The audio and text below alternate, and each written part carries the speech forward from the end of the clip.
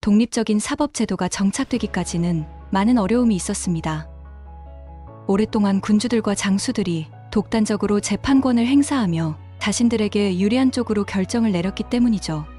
이런 상황에서 모세가 기원전 1300년경 하느님에게서 받은 십계명은 독립적인 증거 체계의 출현을 의미했습니다.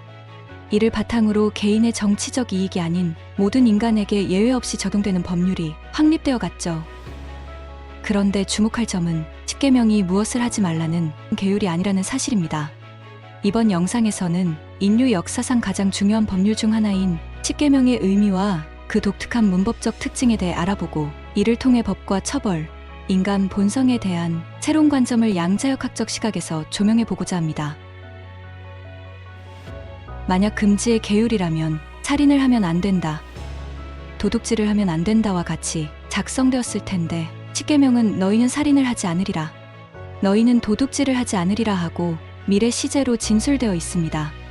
이에 일부 성서 주석가들은 십계명이 계율이라기보다 일종의 예언이라고 주장했죠. 너희는 살인이 쓸모없는 짓임을 깨달을 것이므로 언젠가는 살인을 하지 않게 될 것이다. 너희는 살기 위해 남의 것을 훔칠 필요가 없어질 것이기에 언젠가는 도둑질을 하지 않게 될 것이다 라는 뜻일 수 있다는 것입니다.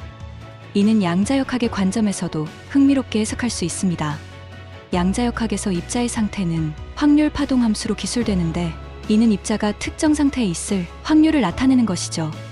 십계명을 양자역학적으로 본다면 그것은 인간이 어떤 행동을 할 확률을 기술하는 일종의 파동 함수로 볼 수 있습니다.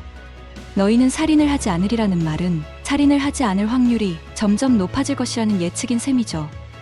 더 나아가 양자역학에서는 관찰 행위 자체가 대상의 상태를 변화시킨다고 봅니다. 즉, 어떤 현상을 관찰하고 측정하는 것 자체가 그 현상에 영향을 미친다는 것이죠.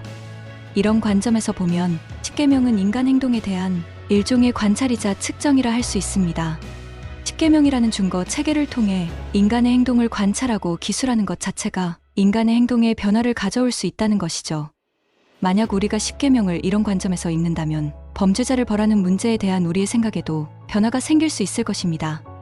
아무도 죄를 범하고 싶어 하지 않는 때가 되면 처벌도 불필요해질 테니까요. 이는 인간 본성에 대한 근본적인 낙관론과도 맞닿아 있습니다.